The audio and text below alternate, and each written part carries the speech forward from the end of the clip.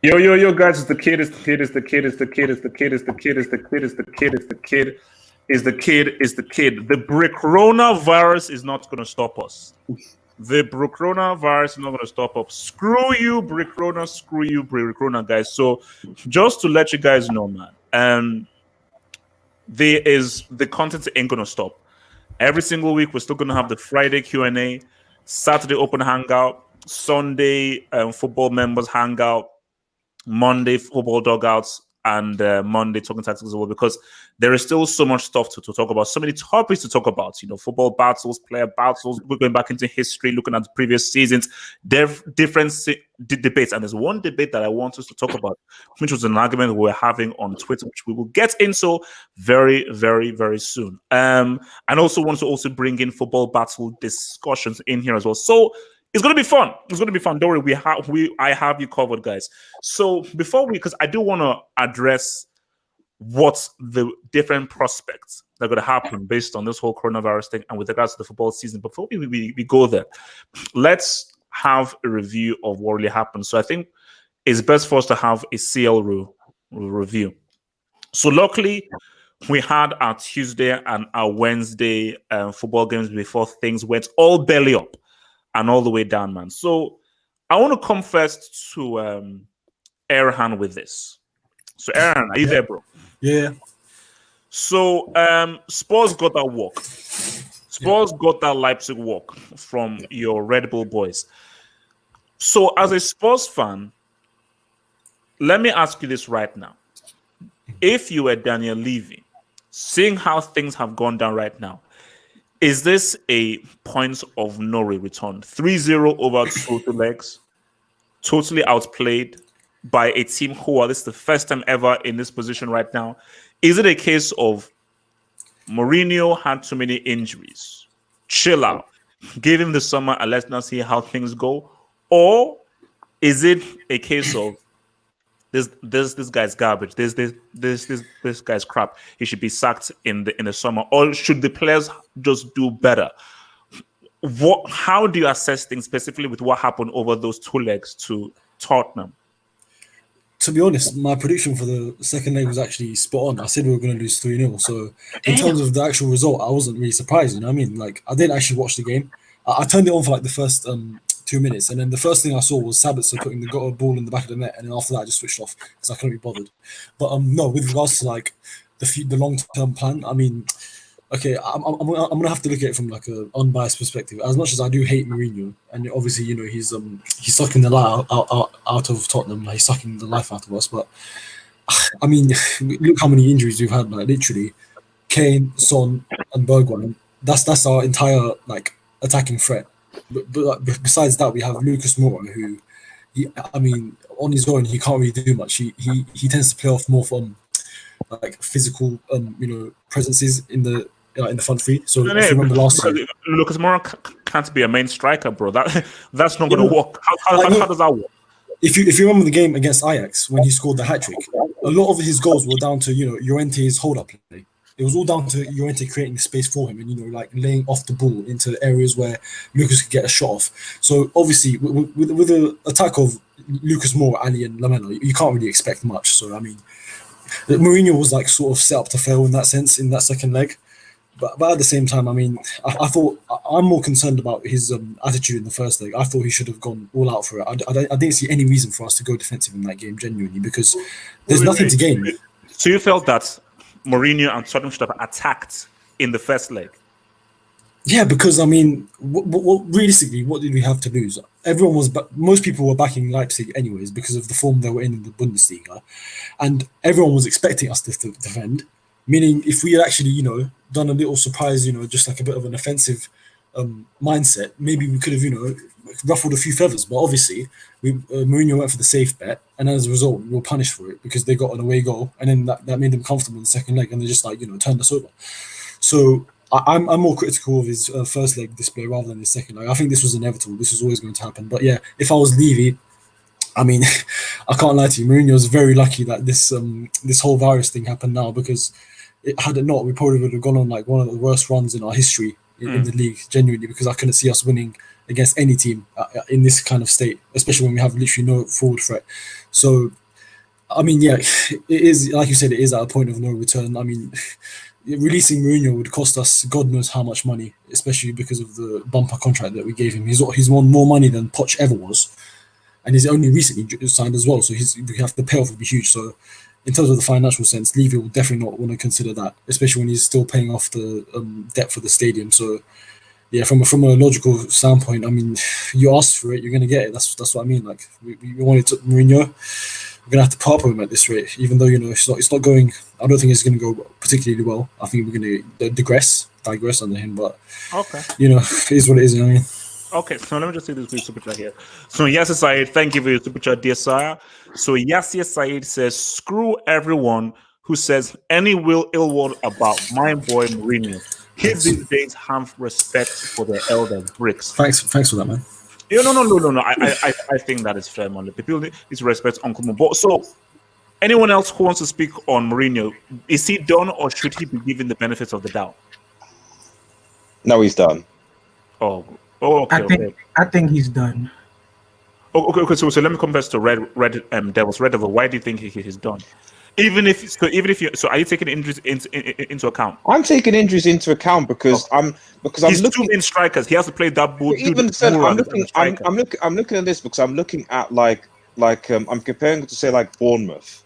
Okay, not many people know like Eddie Howe because it's a small team, something like that. But Eddie Howe has had a lot of injuries, even earlier than Tottenham had, to the team with likes of Brooks and Callum Wilson, Fraser, etc. Core players of their team out from the squad, and they struggle. And that's one of the reasons why I think they're at where they are in the league. But Eddie Howe did not change the way he played. Like, yes, they conceded goals, yes, they've lost matches, etc. But they still generally wanted to go out and play football. What position are Bournemouth? Yeah, no, I know. So I get that, but the point I'm just trying to make is that it's not like he's not like the lack of players have stopped him from wanting to go out and play football. Any person who knows that watching Bournemouth is still more entertaining than watching 10 men behind the ball and doing absolutely nothing. And tying it to the Spurs game, at the end of the day, Spurs were away from home. They have they're away from home, but at the very least, you've got nothing left to lose. If you score a goal, you've got an away goal. You could possibly get yourself into this tie. I watched the game and I finally switched off after half an hour because I knew that there was no way in this game that Spurs, Mourinho's side, were actually going to be any threat to RB Leipzig at all. That they were actually going to score throughout the entire game. It was almost like, why did they even turn up? Why did they even try? You got to try at least, So yeah, I get it. Injuries are a thing, Injuries are definitely a thing. Although it's why we have academies, for young players to step up and fill the shoes, But you got to try. And I didn't see a Spurs team that actually wanted it, even if they were good. I think the frustration, and I don't know what if he's listening. For me, as a football fan, I'd rather see my team go out and try and lose 3-0 than just sort of almost surrender, which is what it looked like to Spurs watching that entire game, and still get battered, which is what happened. That's my opinion anyway. All right. Anyone else who wants to support my boy Mourinho? Anyone else who wants to say something nice about Mourinho? Mourinho can't be blamed. I don't have any support, but I do have a take. Then why are you speaking? If you have nothing positive to say about Mourinho, why are you speaking? I just think this has to be said. What has to be said? I feel like these days Mourinho just comes across as a miserable, grumpy, clueless old man, honestly.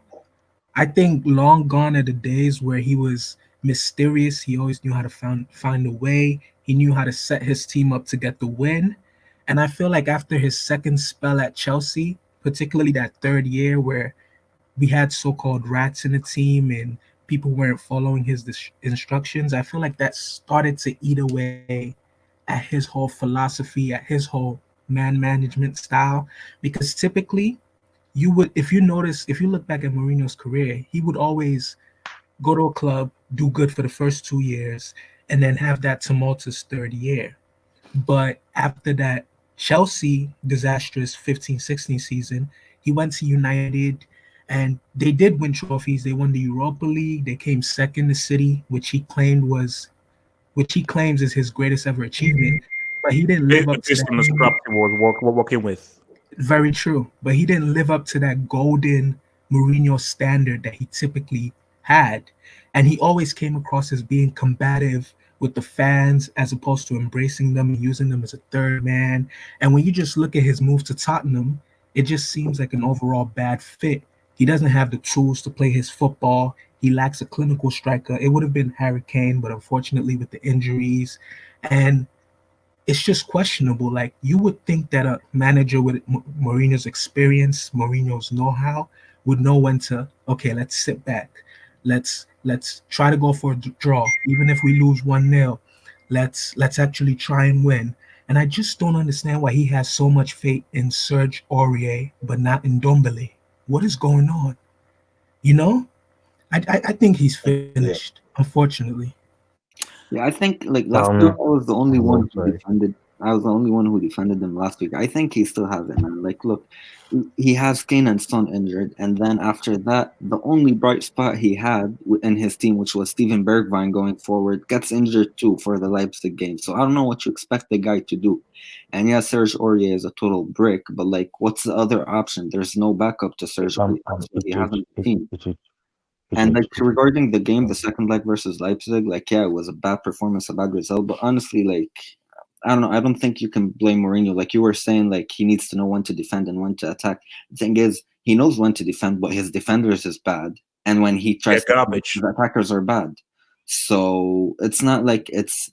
I think he has the right tactics. He just doesn't have the right players for those tactics. And yeah, like I know he comes across as miserable sometimes, but like we're not but to play devil's advocate here, people will say, well, the whole point of management is you have to look at the players that you have and create a set of tactics that can get the best results out of the players that you have. Used your resources, don't force your philosophy onto these players. Use what you have and try to manage the situation and get the best out of the players that you have. So to that, for sure. But like when you have these players, what tactics work with these players? I don't understand what tactics works with Jan Vertonghen and Alderweireld and Aurier and like all the Dyer and all those top players. And yeah, like, I just want to add too, like with Mukiele, man, that was horrific, his injury. I hope he's okay. That was so hard to see. Wait, why? Whose injury? Mukiele for Leipzig versus Tottenham. He got crashed into and he swallowed. Yeah. Oh my gosh, because I actually saw him bleeding and everything. Yeah, hopefully he's fine. He was unconscious like when he fell. Yeah. Oh god, yeah. Hopefully he's fine. Let me say something. Wait, no, easy. Before I come to, let me just take this super chat from Yasir Saeed, who says comparing Eddie Howe is like comparing Maradona to Josie Altidore. Wow, how dare you? Mourinho is better than your favorite manager. Facts. Yes, it's Saeed. No, I need to apply to that. Relax, chill, man. The guy just chill, relax. BD talk. Yeah, I think you guys have to give Mourinho one more year. I'm gonna be honest. Give him a summer. I think he doesn't have the players that he needs to be a successful manager. And I think that's the problem here is that Spurs have good players, but they don't have players that fit the way Mourinho wants to play. You know what I'm trying to say? And he's still a good coach to me. I just feel sad for him because it's like he really went downhill when he moved to Manchester. I think Manchester United. So what should he have done after the Chelsea situation? Where should he have gone? I think he should have just. I think he could have just like probably taken a sabbatical and then gone back to Chelsea, because like I'm even looking at Chelsea right now, like bro, like Chelsea, Frank Lampard is a horrible man. Like don't get me wrong, like the guy is really horrible, and I think if he just came back to Chelsea and he managed this young Chelsea team, I think they could do something. So for me personally, I think give him a summer. Give him money to spend players on, and I think he'll do very well. So yeah, man, that's what I got. All right, and anyone else wants to speak on this whole Mourinho thing? Yeah, Mourinho, I reckon, is still one of the best coaches in the world. The issue with Mourinho is he's got too many bricks in the team. He doesn't just have bad players. These are certified bricks. Vertonghen.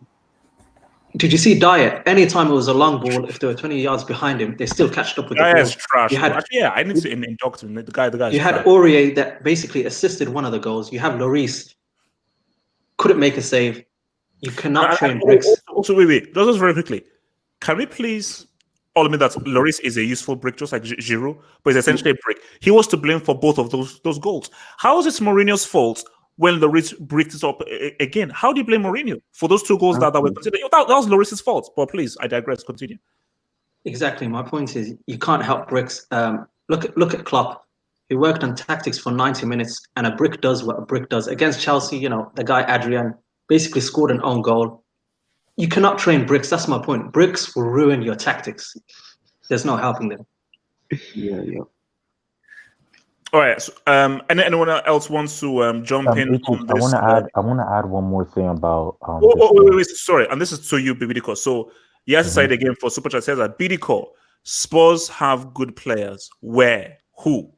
Yeah. Okay. Let me answer that. Okay. HH, it is Christian Eriksen. Christian Eriksen was one of their best players this season. He's overrated. Eriksen is overrated. He's not as good as you think he is. No. But you need him in those crucial games. He's the one who really pulls you back in those games. He gets you those free kicks that, it actually changes a game. You know what I'm trying to say? So that's what I'm saying. Like Eriksen, Harry Kane, Son, these are the key players. What I'm talking about is they don't have good players in terms of defensive-wise. Midfield-wise, they don't have a star-studded world-class midfielder like a matches that he had in Chelsea, or like a or like a Pogba, caliber type of midfielder. They don't have that. You see, Tottenham don't have that, and that's the problem there. So yeah, man, I think it's them selling Eriksen really also brought them all the way down, because Eriksen was such a key player for them.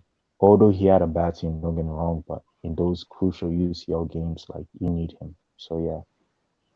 But he wanted to leave. What you say?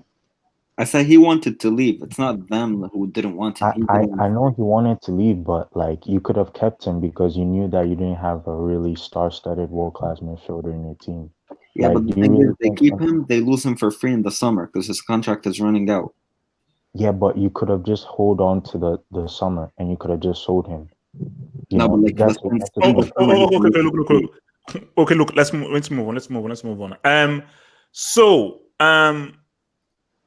Atletico, 100% fully said what's up. Atletico fully said what's up. Now, let me come out and say this. I don't know whether he's still in the chat. Colchoneros, if you're still in the chat, I owe you an apology. Colchoneros, I owe you a full-on written, double-spaced apology. Full-on, double-spaced apology. I am sorry. I did not believe that Atletico would win. First of all, I didn't think Atletico would go through. I didn't think they'd even score a flipping goal. I didn't even think that they even score a flipping goal, because this was a crazy game. And I think there are many ways that we can dissect this, because at one point, Liverpool, they had 32 shots. Over 90 minutes, 32 shots, and you couldn't beat Atletico. You couldn't score two goals. That's one thing that's over there. I want to leave the Adrian bit to one side. And I want to just focus mainly on Atletico first to begin with. Yes, Colchoneros, yes, I know. Look, Colchoneros, I'll give you a flowers, 100%, I'll give you a flowers. I want to focus on Simeone to begin with, because, and it's in this sense of the notion was defensive football doesn't work anymore. Pragmatic football doesn't work anymore. And on one hand, you can say this was a this is reminding people that, wait a minute, there is a space for different tactics and different strategies, i.e. Simeone has shown that pragmatic football can win. But then people on the other side will say, no. Atletico were just extremely lucky. If not for All Black, Liverpool would have won. If not for all of the chances that Liverpool had, Liverpool would have won the game by more, because again, they had 32 freaking shots. How did you score 2 goals out of 32 shots. So let me come first to Red Devil Studio here. So when you look at this Atletico win, do you put it on Simeone's tactics? Do you put it on Liverpool's failure to get the job done in 90 minutes? Or do you put the job, or do you put this win on Marcos Llorente having one of the great individual performances in a short space of time away from home? I actually, I think the first leg, I think, can be attributed to Simeone's tactics. I think definitely the first leg can be attributed to him, but this leg, no, I'm sorry, no. I mean, as you said rightfully, Liverpool had 32 something shots in the goal and couldn't finish. I actually, as I was watching the game, even within the 90 minutes, I was thinking, if Liverpool do not put this game to bed in the 90 minutes, they're going to go out. They need to score at least 2 goals. If they don't put us to 90 minutes, they're gonna go out because. Wait. So be honest. So because again, I felt that okay, fair enough. Extra time, they're gonna just end up scoring. And when Firmino scored, I thought that's over. So why did you believe that they would go out based on how dominant they were? I think predominantly because of the performance of two key players, and although obviously Llorente did step up, for me, the MVP players of Atletico's side were Oblak, who just turned into he saved them. He really did save them, and Thomas Partey. Yes, Thomas Partey in that midfield was absolutely phenomenal. He had one of the best performances I've seen, and as a United fan, I'd love if we went for him. He's got like a 40 million buyout clause at least for the time being, anyway, or something like that. But those are the two players that really helped. The amount of interventions both those two players made really kept Atletico Madrid in that game. I think if those two players aren't there, Atletico Madrid will lose that game hard. No questions asked. Or essentially, if you switch keepers, if Adrian was in the Atletico Madrid goal and Oblak was in the Liverpool goal, or if Alisson was starting, also I'd still think Liverpool would go through. So no, I don't think that this is obviously a coach picks the team, the coach is the tactics. Obviously, I can't say that Simeone is completely out of it, clueless. But so you're focusing more on Liverpool's failure, really, rather than what Atletico did.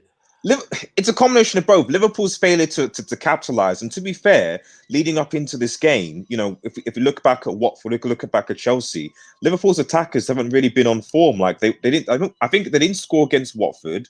They didn't score against Chelsea. Obviously, they scored against Bournemouth, but they haven't. Because I think a lot of people. I mean, I'll say this before I finish. A lot of people were okay. Adrian was a brick. He made a mistake, etc. But I do think you have to ask the question: why didn't Mane, why didn't Salah, why didn't Firmino step up with the G's when they need them? Because if they had, then they wouldn't have been in that sort of situation, So, yeah.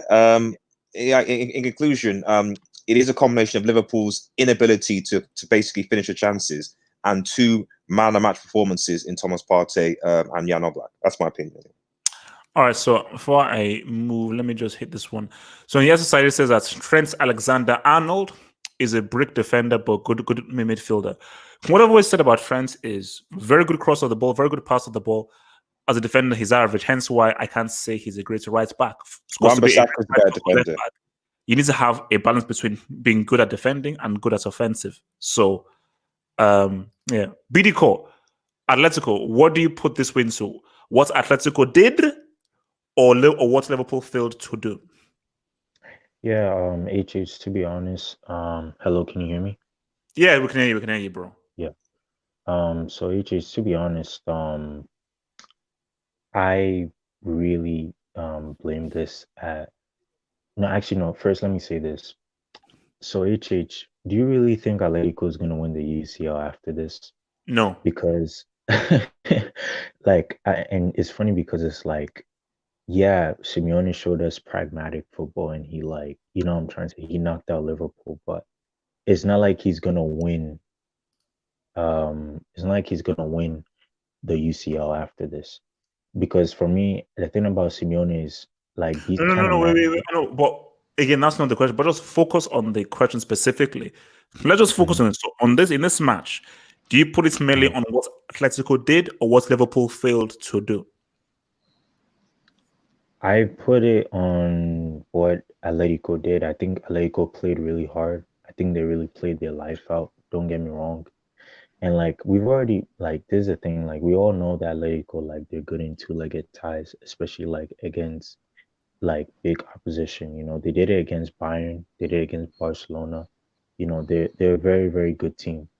And the thing here is we all knew that since Liverpool didn't have a Cristiano Ronaldo or a Messi, it was going to be impossible for Liverpool to win this game. You know what I'm trying to say? Because it's like they don't have that kind of big player figure who could like, you know what I'm trying to say, get the ball in the back of the net. But what I will say is this, H, and I'm gonna say this again. Um, I think that this is just a this Atletico win is just a one-time show off thing. It's not really a big deal.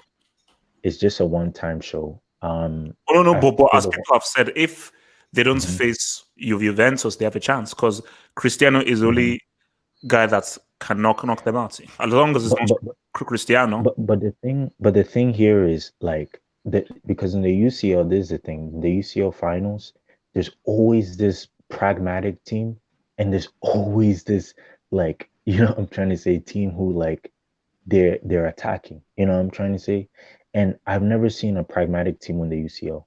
That is the problem here, because there's not been a team who's won the UCL playing pragmatically. I can't see Simeone winning the CL. I'm so Wait, sorry. Like it's not happening. Okay, Like okay, so, okay. Let me just. he's a good Um, let me see something. He's a good two-legged manager. Don't get me wrong, but he cannot play a one-off game in a one-off final. okay. He's not. All right, Yeah. let me just hit the super chat. So from Promo, who says Liverpool don't have killers in their team. Well, they do. Salah and Mane, who have been killers for most of the season, just that they failed to show up at that moment. But I do feel like Salah and Mane, for most times, have pretty much been snipers. All right, Tara, what do you put this on? Atletico or Liverpool failing to get it done with their 32 shots? Who was critical to the win? What the heck? All right. Just playing that because let me just get this on my chest. These people were piping up. These quote unquote Liverpool fans were piping up after being 1-0 down. They had a 1-0 deficit, and they were piping up about Anfield, and they were piping up about battering a team with as organized as a defense as Atletico de Madrid. I'm sorry I had to do it. All right. This is just karma. This is just karma, and it really more so because, especially in the first 100 minutes, Liverpool played well. They played very well in the first 100 minutes. Again, Atletico were organized in the defense, but if we had to be honest, Oblak did save them quite a bit, quite a lot, in fact. And you have to put respect on the Oblak masterclass. And really, it's a combination of both. Atletico doing what they had to do and Liverpool failing. It's a combination of both, in my opinion. All right, like on one side, you have the Oblak monster class, but then again, you're not scoring. Atletico weren't generating opportunities. They weren't generating counterattacking opportunities. And, the game more or less turned on its head with a Liverpool mistake, with Adrian making that mistake. And I feel like after 100 minutes of barely getting anything past Atletico with that many opportunities, I think it just ended the whole thing. And then the Liverpool players just completely switched off. And then the masterclasses of Llorente just took full effect. So I think it's a combination of both, in my opinion. All right. Can I just hit a few? So Yasser Saeed, thank you for the 499 super chat. Says, so why do people praise the likes of PSG and City, yet hate on Atletico Madrid? Atletico Madrid has been on multiple finals. Defending is an art. I mean, We don't hate them. We don't hate them. We're gonna get easy. We're gonna get to this point because there is something that Klopp said which I don't like. And I'm going to get to this Klopp comment, which I just think is a complete bullcrap comment that you shouldn't be making. There is something to be said that's what makes football. That I hated tiki-taka. I despise that bullcrap tactic. But it's what a tactic. Beat it. It's a strategy. Beat it. And Mr. Promo says that Salah and Mane need at least 4 chances before they score. Probably, yeah.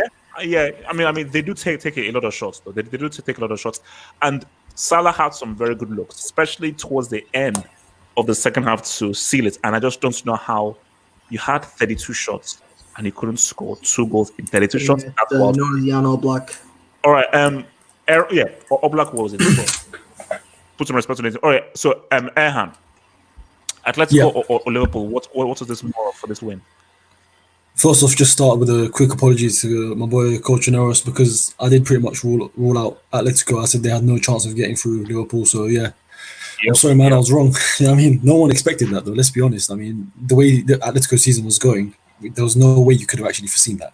But the way I see it is, the first leg, as Red Devil Studio said, that was a defensive masterclass from Simeone. But the second leg was far from it, because the way I see it is, you're a successful defensive team if you restrict the amount of chances your opponent has, and that's not what Atletico were doing. It was more of the case that Liverpool were forcing their hand and obviously creating the chances, but they were obviously just being denied by this huge force of a keeper called Jan Oblak. Whereas on the other hand, we had pretty much a brick of a keeper in Adrian, which also, in my opinion, shows why Alisson is the best goalkeeper in the world. Despite what Oblak did, I still believe that Alisson is the best goalkeeper in the world, because when it comes to goalkeeping, right? Obviously, yes, it's great to make all these standout saves. Like, we see De Gea do those all the time. But Okay, Erhan, could Alisson make all the saves that Oblak made over 90 minutes? This is the thing.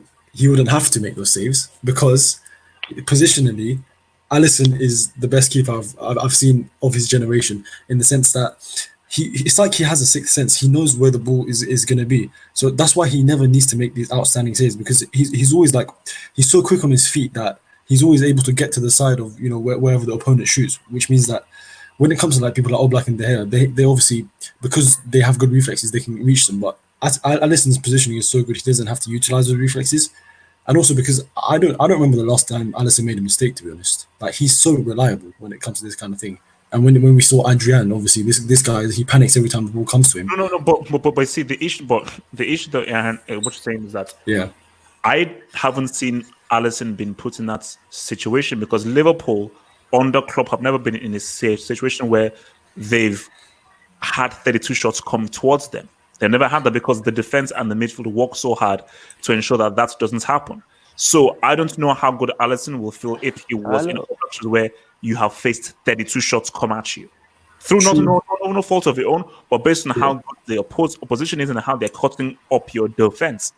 True. But what I mean is that I think he suits Liverpool's defense perfectly, as in they restrict so few chances, but when they do, he's always turned on, because that's the sign of a great keeper, right? When your team's coasting the game and then the opponent have one chance and you have to be on it. So that's what I mean by that. But with regards to the game in general, Atletico did their thing, man. Obviously, Thomas Partey, huge midfield presence. This guy, I mean, probably one of the best African players in the world right now. Would you not say? I mean, genuinely, because he's an absolute engine. He just covers the entirety of the pitch, and he doesn't. But for me, I say he's the most underrated player in the world right now. Yeah, it's I remember Yaya Toure. He was very underrated as an African midfielder as well. But obviously now we give him his props now that he's retired. But Atletico, just shocking result. I mean, we saw your live reaction. You were acting like when Morata scored that Chelsea won the Champions League. I don't know what was going on there. Bro, come on, it's Morata. Of all the people. That was crazy. Anybody would have reacted like that. It's the greatest. It was one of the greatest bricks of all time. Yeah, to be honest, that was a very beautiful moment when that ball went in the back of the net. I can't deny you. But yeah, fair play Atletico. I mean, they probably won't get a chance to play in the quarters, but well done. It is what it is. All right, Mohammed, thoughts on this? Man, I think first of all, I'll put my hands up. I said Liverpool will win it 2-0, and I was completely wrong. Look, I was praying that Atletico win, because I just wanted, Liverpool to get showed up, and Premier League. Those guys who think the Premier League is the best league in the world can, take a lesson. Anyways, that's not my point. I think Liverpool, you can talk about the 32 shots, and that's a lot of shots. But when you look at those shots, if you're taking a shot where there are 10 defenders in front of you almost, and one of the greatest goalkeepers right now, it's going to be hard to score. So, Liverpool had a lot of shots, but only a few of them were wow, how did you miss that chances? Most of them were okay shots from difficult positions or something like that. So I do have to credit Simeone and Atletico for their tactics more than I can fault Liverpool for their tactics. Obviously, you can find flaws in Liverpool's tactics. They did make mistakes. I'm not denying that. But I feel like more credit should go to Atletico. And Oblak, like, yeah, as you guys said, he made some great saves. You know, I think he is one of the best goalkeepers in the world. I mean, it's between him and Ter Stegen, in my opinion. And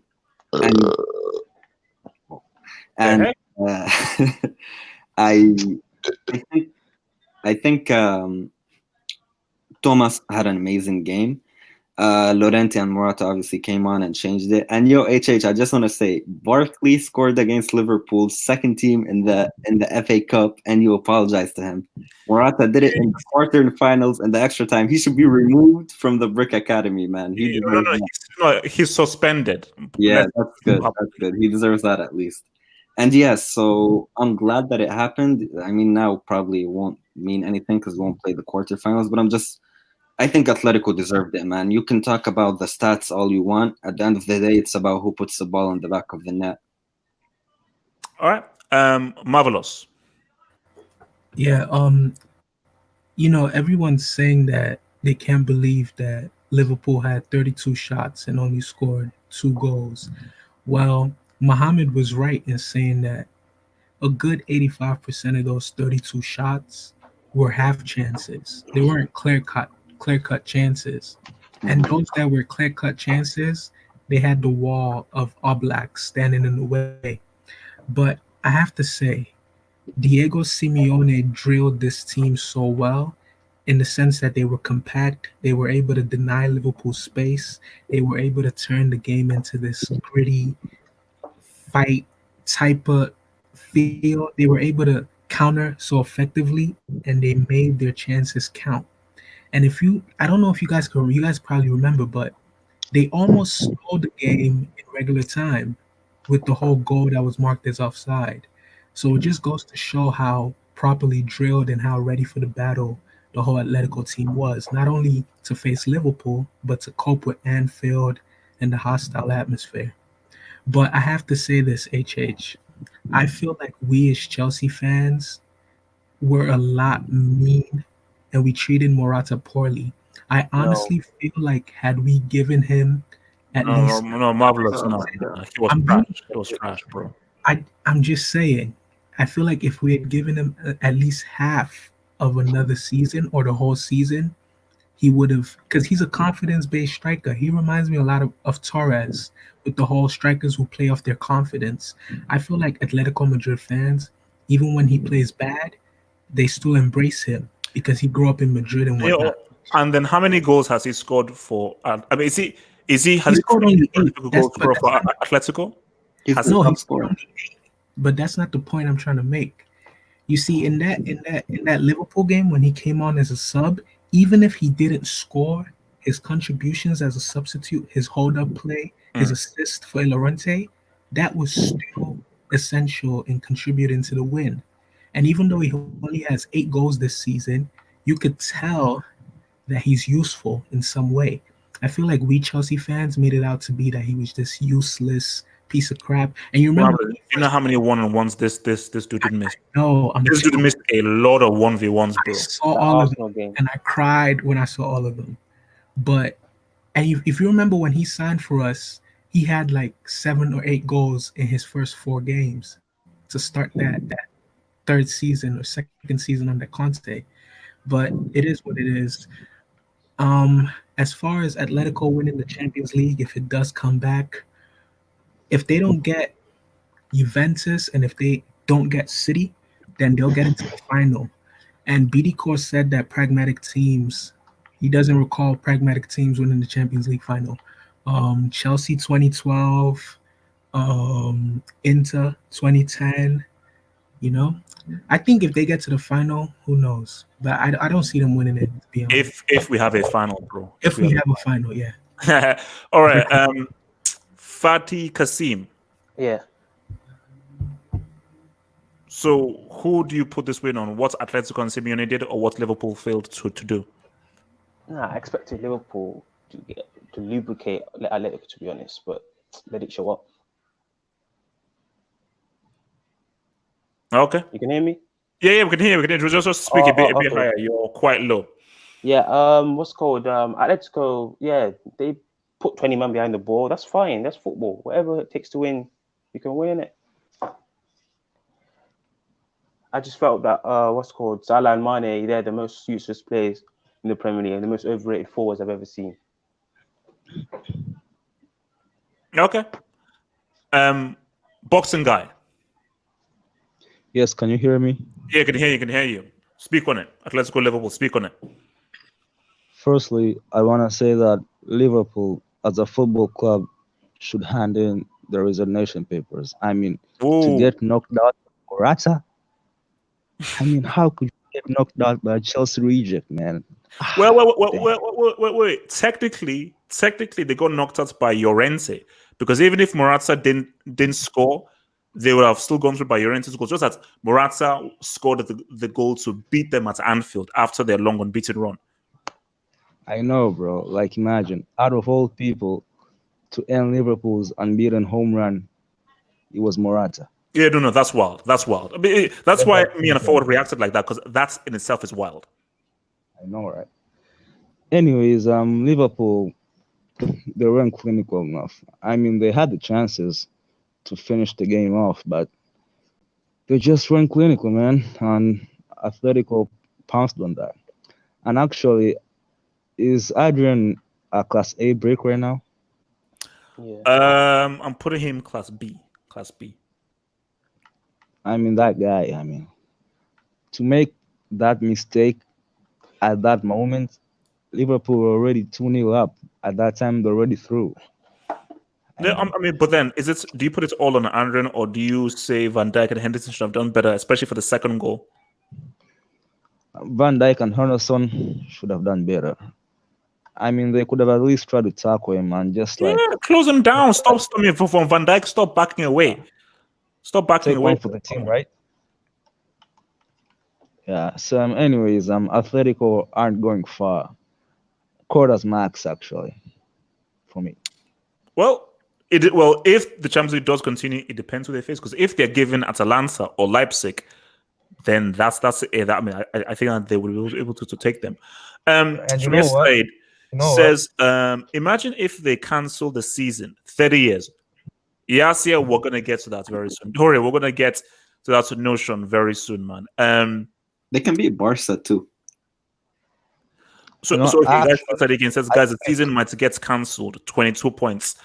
No. Look, we will deal with that, man, because that's definitely a topic I want to talk about. So I want to go now to this now. Neymar versus Haaland specifically, and people say, okay, wait, why are you saying Neymar versus Haaland, and why so? People who looked at the game would have noticed that when Neymar scored his goal, he did the Haaland celebration that was done in the first leg, which is where he basically sits like this, flipping like a monk dude and everything. Because Haaland, before the game, there's an Instagram pic where he says, like, Paris is my town or something. Snapchat. Yeah, you saw you're on Snapchat. Wait, who the hell uses Snapchat these days, man? That's what I said too, bro. Look like brick chats, basically on brick chats. Go through that whole thing, and the PSG do say, "Whoa, who is this kid? I think you're getting slightly big for your boots. You're getting slightly big for your flipping boots, bro." And I think that because again, what you don't want is. PSG already had motivation as well, based on you're going to lose a bunch of chokes and everything, and you're 3-2 down. So they already had motivation, but you don't want to give them extra motivation. And they were given full-on extra motivation specifically for that game, man. So let me confess to Storge with this right now. And my thing about this is, so this question is twofold. Did Neymar sort of emphasize that he has to be considered as one of the best players in the world through his performance? And is Erling Haaland nothing but a Caucasian Romelu Lukaku? Storge. First and foremost, Romelu Lukaku is a good player, so just respect. Whoa, damn! Wow. Haaland is a good player. You know, I've come in here. I wasn't a fan of him, but we have to admit the guy's a good player. Obviously, he didn't show up in the game against PSG, and I think the exchange between the two, it's all right. It's actually fun. It makes it more interesting in the media. As for Neymar, what did he prove? Neymar proved nothing. Come on. Look, I'm one of the biggest Neymar haters. Come on, he played well. He balled. No. But you said, what did Neymar prove? What we know about Neymar is, everybody knows, is technically the guy's basically, since he's arrived into world of football, he's been top two technically. Everybody would agree on that. That's a consensus. However, against Dortmund in the round of 16, it's not a big enough stage. Like you say, you always say semis and finals. So stick to your word, HH. Doing it in the round of 16 it's okay. You've done it before. I've seen the guy win Champions Leagues. I've seen his performance against PSG. He proved something then.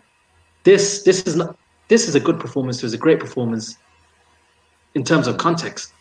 But if we want to look at as being a great performance, I think when it comes to his career highlights, it's not going to mean much. So in terms of that, it was a good performance, but not great.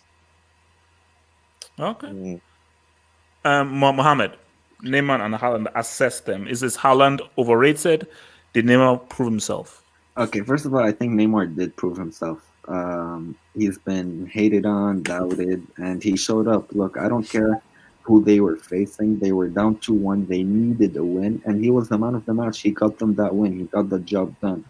He wasn't alone, but he was the main reason. So we should give him credit. I think it's only fair enough.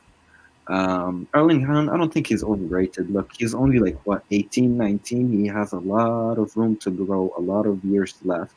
And I mean, the guy with Salzburg, who with all due respect to Salzburg aren't a great team, but with Salzburg, he matched Cristiano's record for most goals in the group stage. So I think this guy is already a good goal scorer. He does need some work on his skills on the ball, especially outside the box, as I think you mentioned previously, HH. So he does need some work with that, but that's stuff you can learn, stuff you can develop. He has the goal scoring touch. He's done it. He did it in the first leg against PSG. If I'm not mistaken, he did score both goals. So yeah, I don't think it's fair to say that he's overrated based on one game away to home versus PSG, who we can make fun all we want. They are a good team. And yeah, I really did think that PSG would get the job done, and they did. Full credit to them. They played well. Dortmund did kind of press in the second half, but at the end of the day, just weren't enough. Dortmund didn't play well, man. They didn't do themselves. Yeah, they just had a few attempts at the end, but it wasn't much.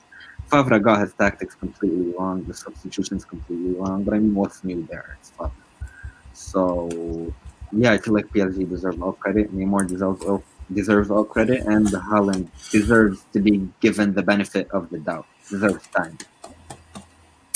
All right, so before I come over to BD so Natsa says he says kick BD he's on for next week.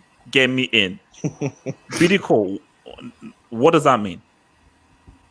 What's going on? I'm sorry. No. Natsa says kick BD because he's on for next week. Gets me in. What does that mean? He just hates me for my UCL agenda. That's really why. So, yeah, that's why he's saying. Okay, wait. Let me bring in another thing. So Yasir Said says screw PSG and screw Neymar and screw Bebe. Bro, come on, man.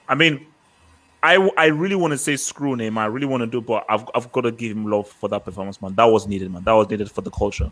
All right, BD Neymar v Haaland. So since you allegedly support Dortmund, did Neymar prove himself, and is Haaland a white Lukaku? Bruh, let me go over this. Neymar's a jerk.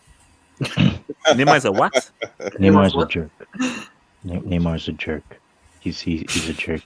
Certified jerk. I don't know what he was. I agree, but Haaland was the one who said that Paris was his city, so I mean.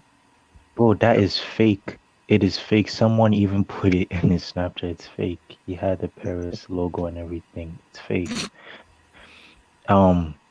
Yeah, I mean, No, this wait, just wait, wait, shows. wait, wait, wait, no, wait, Bitcoin. No, I can't get away with that. Why is Neymar a jerk? Can you just explain that to me? Why is Neymar a jerk? Yeah, because if you just saw, Neymar got dropped in the game against Emre Can. Emre Can dropped this guy and he put him on the ground. So, I thought it was actually funny because it's like he loves play acting. So PSG is just like the whole squad, like run free, run free. Like Haaland lives in their heads, and I just don't understand why this club is being hyped up because the second half they were awful. They were so awful. And it was just so funny because Kimpembe almost made a mistake. I don't know if you guys saw that, but he almost made a mistake. And what I would say is uh I thought it was really disrespectful, HH. It was very unprofessional because they kept celebrating. Every time they kept celebrating. And it was just so bad because I was like, okay, UEFA, are you gonna punish these guys? Because it's like it's getting to the point where like they're doing it when they score. They did it after the game, and now they're doing it. You know, this is so bad. For Haaland though, I wanna because of this, I wanna get PSG in the group stage or even get them in the knockout stage again because we have one UCL. They have zero UCLs. I don't know like why they're bigging up themselves when they have zero UCLs. And this is the funny part. This is the funny part. I want to know one thing. Neymar, when will you stop acting like a baby and stop being dropped by people? He keeps on getting dropped by people on the ground. And it's just too funny. It's just too funny, because for me, he's a Barcelona boy, former Barcelona boy, and it just shows you how Much like you. Much disrespectful. like you. Huh? And I just thought it had a resemblance to your story. No. That's how Barcelona boys are. They're disrespectful. So unprofessional, disrespectful, and they are rude little kids. So Okay, that's all I can say. so Bidico, why were Dortmund trash in the game? So Adrian, I think the thing about it is because I watched the whole game. Favre is an idiot. You don't go with a 3-4-3 in a game like this. Yeah. 3-4-2-1 is working. We played 3-4-2-1 in the first leg. We should have stick with a 3-4-2-1. And he just totally decided to change everything and go to a 3-4-3. Hakimi got are you listening, HH? Yeah. Yeah. Hakimi got pressed. Like they really closed Hakimi down in that game. Like I was watching because like Hakimi didn't really have any space to attack. He couldn't even find space to pass the ball in the middle. He couldn't really do a lot of stuff in the wing. And the thing about Hakimi is he's not really a good, fullback who can switch the play to the other end so that it can change the whole perspective, The thing too is Thorgan Hazard should have been benched. Brandt should have been playing. I don't know why didn't he start Brandt over Thorgan Hazard? But Because I don't think that would have changed. But even if that is true, I don't think that would have changed much, bro. No. But did you see the second half when Brandt came in? When Brandt came in, but still, it's Dortmund didn't raise their level that much high. Yeah, it's true, but I just felt that there was just something wrong with the performance and the team as well. And I just think that PSG would just raise their game. PSG were just able to raise their game. Maybe it's a lack of fans. Who knows? We can't blame that for a lack of fans. I want to say something. Something too. Some players were so selfish, especially Sancho, yo. Like, my goodness, he just cut through inside the box. He went inside and just shot himself. Meanwhile, there's like 2 or 3 players down there who can literally put the ball at the back of the net. That's what I'm saying. So, like, I think it had to do with selfishness, Favre being an idiot, and I think he should have, like, Brandt should have been starting over Thorgan because every time Brandt was in there, he was pouring so much pressure on these guys, and it was just so fun. Okay, so well, look, Bidiko, basically, because normally you should really be here on Sundays though. So I think you need to sort of make space so Nata can come in, because this is like because Nata is normally here. So since you've talked on Dortmund, give space for Natsa. All right, bro. Okay. All right, cool. All right. Okay. So before I come over to Erhan with this, let me just take some super chats. So Original Base Annie says, Core, if PSG won a UCL, what agenda would he have then? He'd have none. So I'll answer for that. He'd have none. That's his main agenda. So Natsa, if you're in there, get in before someone else takes your space. Natsa, get in there. Oh, there he is. So yes, Said with another super chat. He says, playing without fans helps PSG. Fans equals pressure. True. Because again, because what's it called? Juve against Inter Milan, no fans. Juve had their best performance of the season, but I don't think the Juve feel the pressure from the fans. But I do get it with the whole PSG thing that if things are not going their way, Parisian fans, especially PSG fans, can be quite, forceful if things are not really going their way. Same thing was as Bernabeu fans. So yeah, maybe that was a factor. And for No Name, watch Plastic switch to a new team. Nah, I dare him to, man. He can't. He's stuck with those dudes. So Erhan, so did Neymar prove himself? Is Haaland overrated? I mean, that BD call speech just completely threw me off. What was that, like half an hour long? I don't look. It was about 3 hours, bro. Like I said, bro, come on, get he likes his time. Respect Kietri.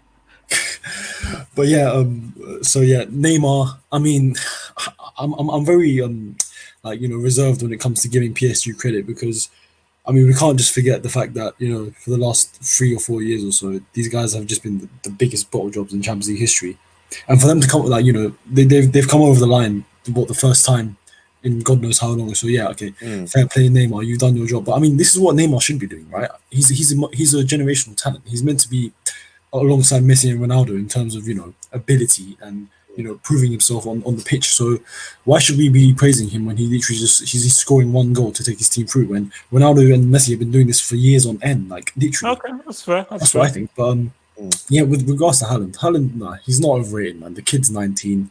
Look how many goals he's scored already in the Champions League and the Bundesliga, and obviously in Austria as well. Like he can G up, and he did his bit in the first leg, scoring them 2 goals. So you can't really say he didn't turn up over the course of the 2 legs, because I mean, what more can you really expect from him? I mean, going away to France against PSG, it was never going to be an easy task, and I think that it was a closed door affair. So. Yeah, but could you not hear the fans at the back? The entire Paris Saint-Germain ultras just united outside the stadium and was still during the team. Oh yeah. They still had support, man. So, but but they could hardly hear them though. Come on. So yeah, but still they knew they were with them, so it was like kind of a psychological thing. But obviously, I think PSG might have awoken a beast in Haaland by doing all this provocation with the whole celebration thing, because literally this kid, I think he has a very strong mentality from what I've seen so far. So I think he's very he said his idol is CR7, and we know what CR7 is like in terms of handling criticism and stepping up to another gear. So I think he's never gonna forget that moment when he was mocked for his his little meditation celebration, and I think he's gonna in years to come, maybe we'll see him knocking out PSG in the Champions League and maybe even winning it or something crazy like that. So yeah, I do think Haaland will bounce back from this. But yeah, PSG, well done, you made it to the quarters, but obviously coronavirus says otherwise. You're not winning it, man. Red Devil Studio. Oh yeah. So Neymar. Okay, so I think 2 things just to get out. I'm not sure what the Dortmund coach was. Dortmund played badly. I expected a lot more from this team. I expected them to.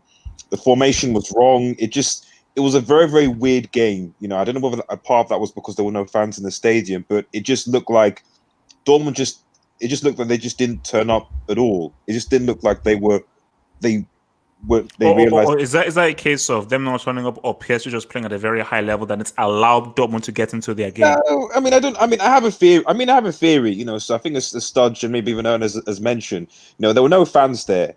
So and when there's no pressure, and when you're a plastic club like PSG, when there are no fans, there's no pressure. It's like Manchester City as well. If Manchester City have no fans, that's why they're doing so well. They have no fans, So and when they have no fans, you play under you don't play under pressure. Shout out to Moment of Comments, by the way. Shout out to Moment of Comments. Manchester United won, of course. Shout out. Anyway, getting back to this game. I think, and getting back specifically to Neymar versus Haaland, we're comparing someone who's 28, who's potentially coming towards the latter stage of his career, versus someone who's beginning the career. And effectively, we're saying that this Neymar should get credit for scoring goals to get his team through to the quarterfinals of the Champions League. I mean, yes, in a game level, but no different than any other player, like we were giving Morata credit earlier. You know what I mean? So like if he carries this PSG team to a CL semi-final even, or a final, then fair play. Obviously, we don't know what's going to happen with that. We'll talk about that later. But I don't get it. Like, it's other players or teams. You look at what Atalanta are doing, are scoring goals, are carrying their teams. Neymar should be doing. Bearing in mind, this is a guy who cost 200 million. Most expensive player in the world. Yep. 200 million.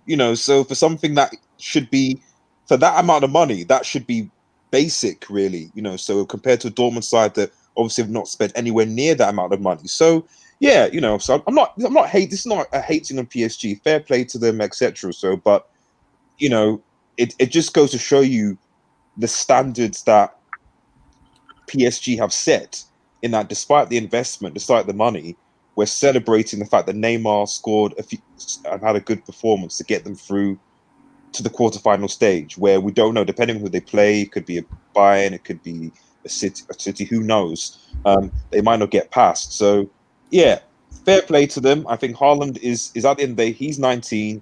This has basically been his first breakout season, and we're making a conclusion based on you can't do that, man, for a guy this is his first main breakout season in the limelight, to compare to someone who's been in limelight for years and has basically in the last couple of seasons been a flop. So yeah, no, that's my take on it. All right, Natsa. Let's just say Haaland needed this humbling. Let's just say that Neymar showed him who's boss. Haaland might be the most big-headed 19-year-old I've ever seen in my life. This guy is nothing but a left-footed truck just running. The guy can't move. Okay, let's just get that straight. But Neymar, let's not be surprised what PSG has done here. Okay, they had to do this a long time ago, 3 years ago. They've invested so much money. We can say the same thing about City, but PSG have invested more money in one player, like they bought Mbappe for 200 million and Neymar, etc. Let's not be surprised. This has to happen. They have to beat teams like Dortmund. It's nothing new. So the fact that it has to happen right now, we should not celebrate it because it should be happening.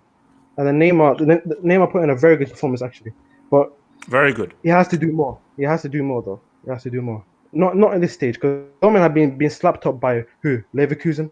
Then the Europa League. They've been slapped up by Bayern how many times? So this is nothing special. This has to be done every Champions League stage that they are in. Doesn't matter what the final. They have to beat Dortmund. But I don't know if PSG are going to make it to the final, to be honest. But I have a feeling the Champions League is not going to go through. So what even is the point? Okay. Tara. All right, just responding to bullshit core Katri. You want to talk about professionalism, even though you will insult any player, any manager, any team, even though they have done vastly more than you have done in your life. So I will just point that out before you talk about professionalism. So if the question is about Neymar versus Haaland, which I'm not exactly sure what it is, at the end of the day, Haaland posted that thing on Snapchat. I know some people said it's fake, though. I'm not sure. And Neymar showed up. Haaland didn't. And I agree the PSG players are a bit too over the top. They did that whole celebration like 3-4 times. And they were celebrating getting through to the Champions League quarterfinals, a stage where the likes of Leicester have been. And these people were crying. I'm not even joking. Like, if you watched the match, like, these guys were crying. So In my opinion, that was even worse than whatever. When you flopped so much, maybe those are the But emotions. this is Paris Saint-Germain, a club with the caliber of players. You have quality midfielders. You have supposedly quality defenders. You have a great goalkeeper. Maybe not in the past years, but now you do. And you have the best front three in Europe, in my opinion. Like, I'm not exactly sure why you celebrate getting to the quarters like you won the Champions League. That's not how you should be acting. Like Neymar was crying, bro. Like, I'm sorry, but that's just like you really should be doing better in the Champions League. Yeah, Neymar played well. He was one of the best players for PSG. PSG played well. I feel like Dortmund went a bit too defensive. I mean, with a 2-1 lead, I don't think it's very wise to go that defensive.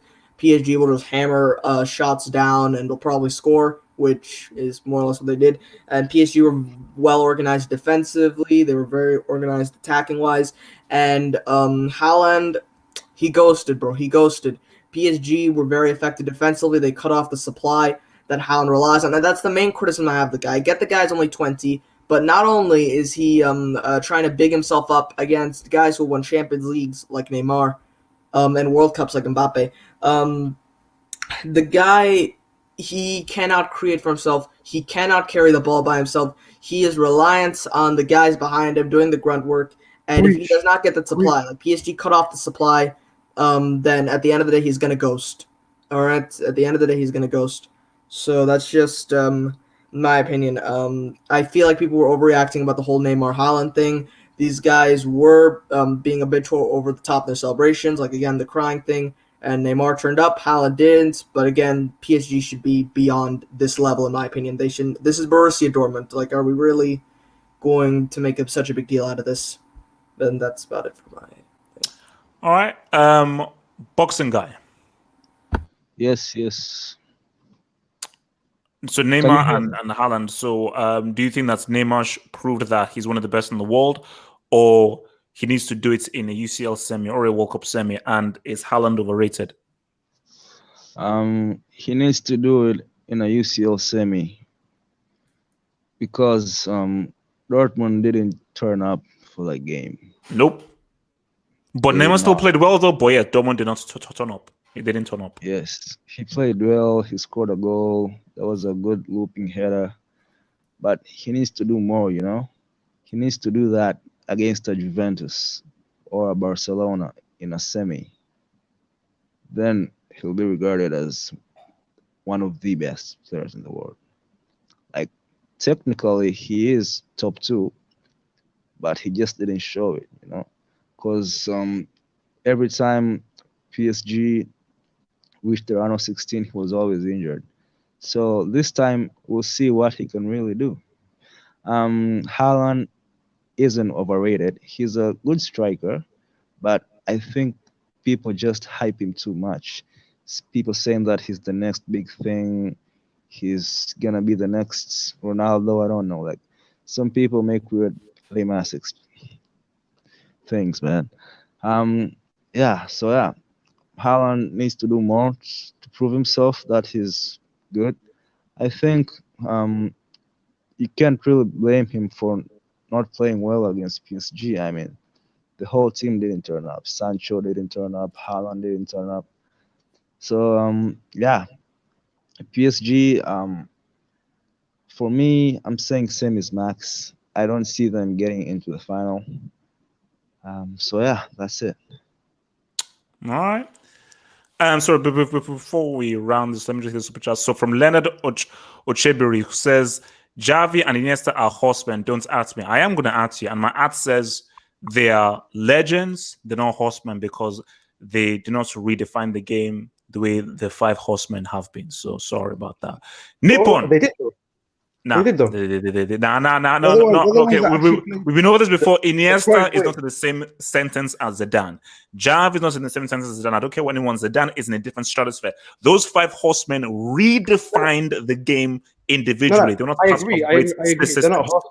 I agree. They're not horsemen. No. That's a, don't put us through this rabbit hole. We will get there at another time. Nippon, give me your thoughts. So Neymar, did Neymar prove that he's one of the best in the world, and is Haaland overrated? Nippon. Okay, I think Nippon might not be around there. So let's move on right now to a situation that has definitely been developing right now. We didn't want it to come to this, but it has come to this right now. The football season. Brick Rona. Guys, we are facing something that's unprecedented. Shout out to the morons who have bought 5 packets of toilet roll and tissue paper. You dumb pieces of crap. Why? For what reason? Okay, so what? Wash your ass with water or something. Because I spoke to the guy in the shop and he said, wait a minute. Guys aren't stocking up on like pasta and baked beans and so they're stocking up on tissue paper. What? So you feel like you're going to be in lockdown for what, 6 months? But look, let's put that to one side. Let's play some football right now. Guys, we're facing something that's unprecedented. And my thing is what happens? Because do we have a situation? Do we have a certain situation in which the football season is extended? The heck? Sorry. So do we have a situation where the football season... Oh, sorry.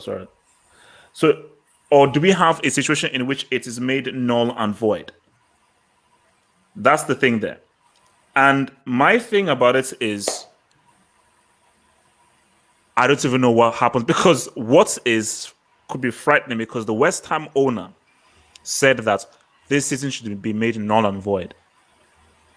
Liverpool were 2 games away from winning this Premier League that they waited 30 years for. And you're going to make it null and void? You know, I've always said that there are Liverpool fans out there who they would risk having this virus just as long as they can just see their team win that title against Crystal Palace at Anfield. You know? So, basically for me, like, look, everything had to be delayed and that's all cool. But here's where I stand. And I'll obviously allow everybody to have their thoughts. Here's where I stand of what I think might happen. The Euros is going to get moved to 2021. It just has to. The matches are going to move to May, June, July. So we're not going to have... So basically, Copa America and the Euros are going to get postponed till next summer. Everything's going to move to June and July. And if you move everything to June and July, you will then be able to play both the Champions League and league games as well. It's going to be massive fixture congestion, but it is countries have like a month lockdown or something, 3 weeks or so forth. If you look at what has happened in China and South Korea, they've had a lockdown for maybe 2 or 3 weeks, handled it, reduced the numbers, and slowly things now get back to normality. That's the best case scenario. But the issue with this stupid ass virus is we don't even know, because people haven't tested it extensively. Because people don't even want to fully test. And you have this piece of crap Boris who's like, oh, no, we're England. We're not going to do anything. So it's all madness.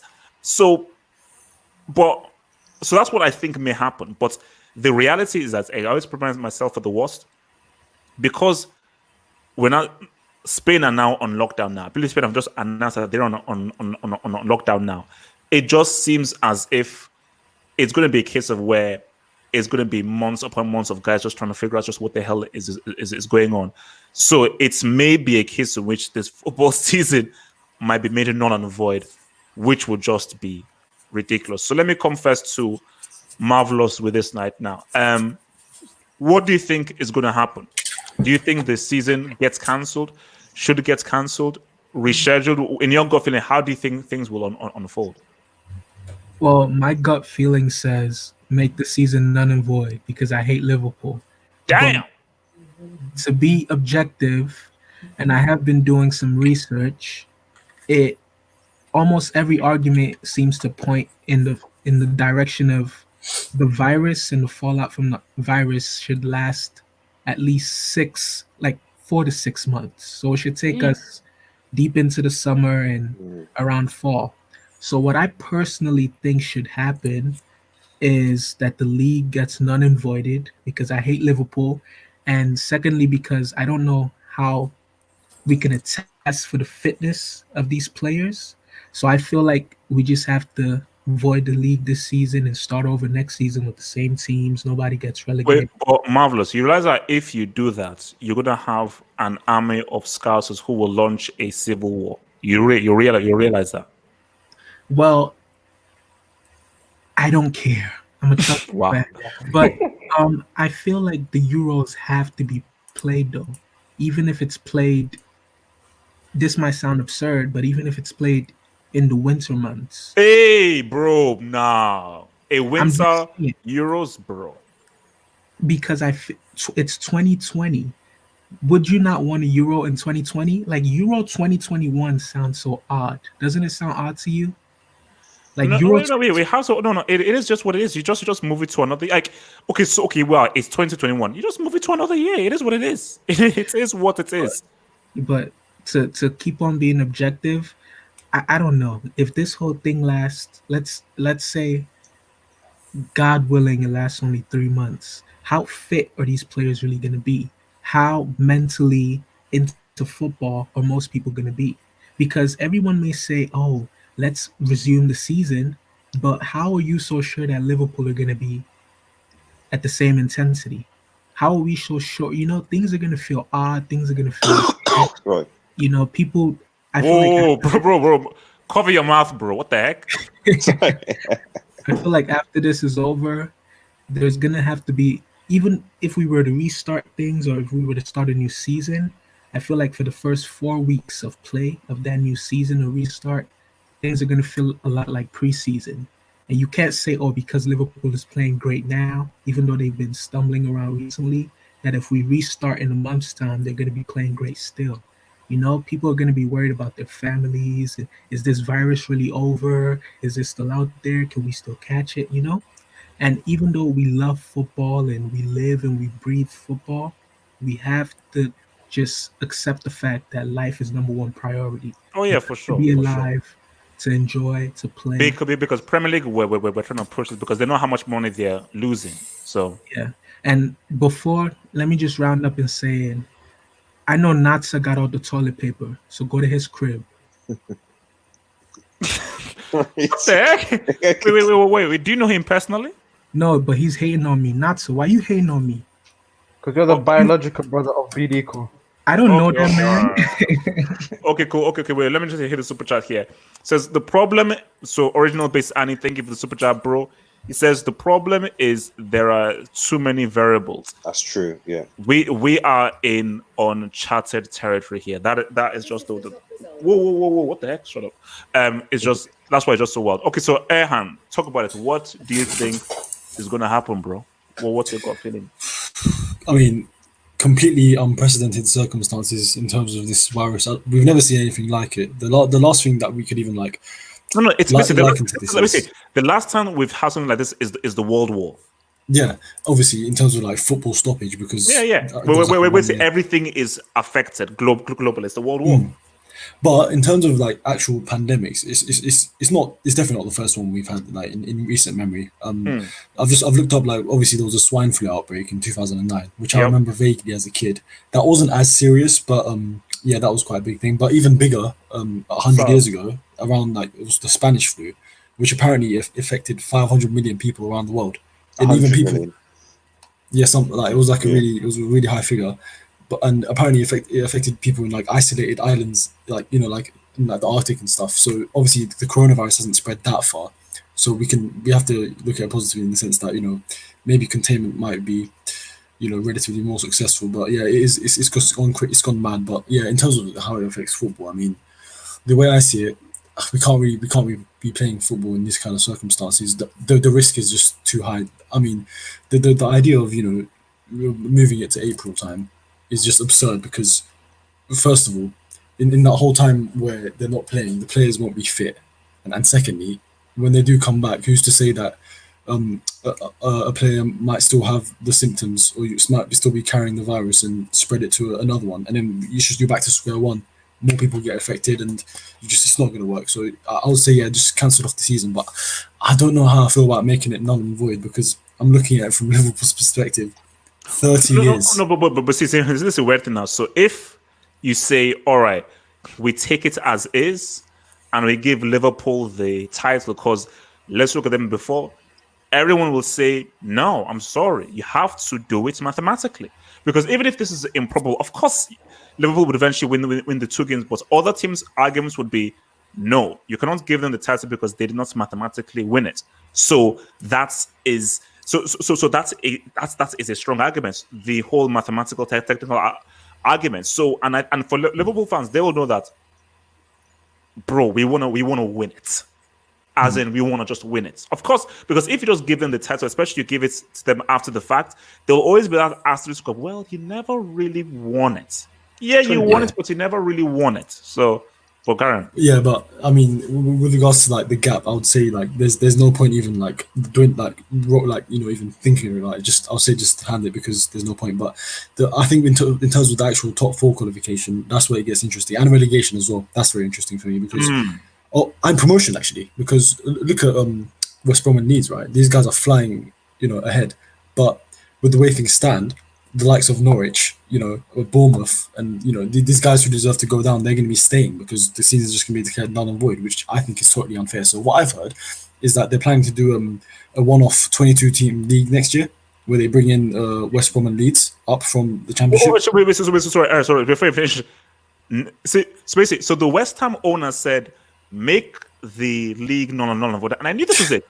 West Ham are 16th, 27 points. Scum. Have the same exact points as Bournemouth, who are 18th with 27 points, Arsenal Villa with 25 points. Yeah. Of course you'd make it null and void. Shut up. That's what I'm saying. Whatever situation each team is in, they're arguing different things. Liverpool fans are saying, oh, don't scrap the season, just award us the title. West Ham fans are saying, oh, no, just scrap the season because we're most likely going to get relegated. And then you've got Tottenham fans who don't give a crap because we're mid-table. So, I mean, it's quite a mix in terms of opinions. But yeah, I mean, regardless, no one's going to be happy with the decision they make, whether they hand Liverpool the title and bring in this 22-team league thing, or if they just scrap the season null and void and start all over again. I mean, there's no win-win here, but I would be in favour of actually declaring the champion and just bringing in that promoted teams, because then I guess that's the happiest medium I can think of. All right, okay. Natsa, speak on it, bro. Speak on it. To be fair, Erhan makes a very good point. He said, if everybody votes, everybody's in different circumstances, so they can't actually make a vote because everybody's going to favour themselves. Yeah. So they can't make a vote. But imagine being Liverpool. You haven't won in 30 years. You haven't won a Premier League. And who ruined the guy that ruins it is the Chinese man that eats a butt. That'll be kind of funny. I'm not gonna lie to you, but I feel kind of sorry for them. No. I mean, you have to. I mean, because then you see this. It's one of those times where you believe that. You see, this way you have to believe it in causes. Like, no, that's just. It's like, wait a minute, we were right there. We were right there, and of all the things we get of everything. It's bad enough that there were three games away and Gerrard slipped and so forth. Now you can literally smell it, and a virus shot it. I mean, wow. The thing is that I can't feel sorry for them because they've been chatting so much shit about Barcelona, about I don't know, about running with every other team that's in Liverpool. Yeah, exactly. Yeah, they've been bigging themselves up so much that nobody can feel sorry for them. So if they actually void the season, I'll be happy. Even if they void the Champions League, I'll be happy because Liverpool kind of deserve this. Their fans, at least, the players, they worked hard. I mean, they're already out. Like voiding isn't going to change that. Yeah, but they can't void the season. I don't think they should push it to the summer, and then play the rest of the games. If we're thinking logically, put the Euros next year. Then play the rest of the Premier League games and the Champions League games. I don't know. They have to congest the games. They have to the TV rights have to get out the window and just congest the games and then play all the games that you have to play. And then after that, go on with the Euros for next year. Because there's no other solution. What other solutions can people have? I don't know. There's no other solutions. So I'm gonna leave it like that, to be honest. Oh, no. It's wild, man. All right, Tara, speak on it. All right, so. Is this like a question about like what I think should happen if with this whole coronavirus situation, like in terms of football? Personally, what I'd say is because again we don't have a coronavirus vaccine, we don't have a treatment for the coronavirus, and you can spread the coronavirus without showing a symptom. Obviously play the games behind closed doors, and since obviously managers, coaches, and players, they'll travel around their city and do whatever they have to do, because at the end of the day, they're normal people as well. They again might also be exposed. So I think, and since vaccines, like, they can get developed quickly, but they take like a long time to develop and like actually, make sure they're safe and can be tested. It could be a while, and it may have died down in China, though. Again, China, they at the very least like built hospitals and all that kind of thing. Countries like the U.S., UK, Spain, Italy, they're just putting the country in lockdown and doing not much else. So it could last for a longer time. I'd say just firstly, cancel the whole season and declare it null and void. And of course, I'm saying this from a bit of bias, but if you give a team a title, then what about the teams that are struggling to make Champions League, that are struggling to get out of relegation? What are you going to do with them? Are you just going to leave them out there and then just give a team a title? That's a bit unfair, because at the end of the day, it's mathematically possible for another team to win it. So it seems a bit unfair. I mean, you may as well just relegate and award Champions League spots then. It's unfair in my opinion. They have to carry on. There's no other choice. They have to carry on. Yeah. So I think. What? Okay. So I think they should just play the thing behind closed doors for the sake of public health, and just declare the whole thing null and void. That's my opinion on that. Euros, seeing as how countries are doing nothing, it'll probably get pushed to 2021. But what I've not seen is how, no one's said anything on how that'll affect the World Cup qualifiers, because those are mostly played next year. Yeah. So how will that affect the qualifiers would be my question. Obviously those have to. Yeah, they have to. Basically, everything's. But wait, World Cup qualifiers, are they? So they played next summer. Most of them play in 2021. Like the bulk of matches, the playoffs, all that is played. You have to just basically they will have to be like crazy fixture conjectures. You have to just combine everything, put everything together. Yeah, definitely. So basically, a lot more international breaks. Right. Probably. And this is assuming that we're not in lockdown for like a year or like 2 years. I doubt it'll get that bad, but I think we should expect the situation to not be resolved like super quickly. Oh no! This is going to be like a month thing, which is why it's wild. So original base Annie says, if it gets voided, God is a United fan, man. Well, look, probably, man, because this is some evil juju that are happening to them right now. But let me. So Storch, have you spoken on this? No, I haven't spoken. All right, Storch, okay, speak on it. Okay, so in regards to the coronavirus, there's one big underlying issue when it comes to English football, and that's regarding politics. Because I think yesterday Boris Johnson announced that what we're going for in the UK is herd immunity. He wants around 60% of the population to be infected, right? So that would be around 65 million people, and the belief is in a few months that people will build immunity and stop it from being widespread. So my question is, if from the government they're saying that they want to build immunity, what's the point of cancelling the season? Because wherever they go, because the season's not going to restart if that is the mission. Because if people are meant to get infected, think about it. How can English football restart? So the only thing I can think of is there's no possible way this season can go. And as for the Champions League, as soon as the news came out, I knew that the Champions League is going to get abandoned for 2 reasons. Number one, there's just too much traveling involved, too many nations involved, too many variables. And logistics issues. It's on lockdown, so yeah. And there's just so many nations involved. It's just difficult to manage. And number two, the second reason is nobody talks about it in football, but there's the cartel clubs. And if we're just going to be frankly honest, Real Madrid, Barcelona, and Juventus, Liverpool, and a host of the bigger clubs, the ones that came up with financial fair play, they've been struggling in the Champions League this season. So it would be an incentive for them, and because of the injuries they have, that the Champions League actually gets cancelled. So that's why the second reason, I think. And as coming from a Liverpool fan perspective, we've got knocked out of every other tournament this season, and I didn't care. I could care less. All I cared about was the Premier League. And to hear now it's gonna get cancelled. It was painful. It's bro. It's effed up, bro. It's effed up. You know what the worst thing is? In my mind, I'm convinced even if it gets null and voided, we're still going to win it. That's my state of mind right now. That's the state of mind I put myself into. And something that what will happen if, let's say, they make it null and void, and everything has to be restarted with a new season next season?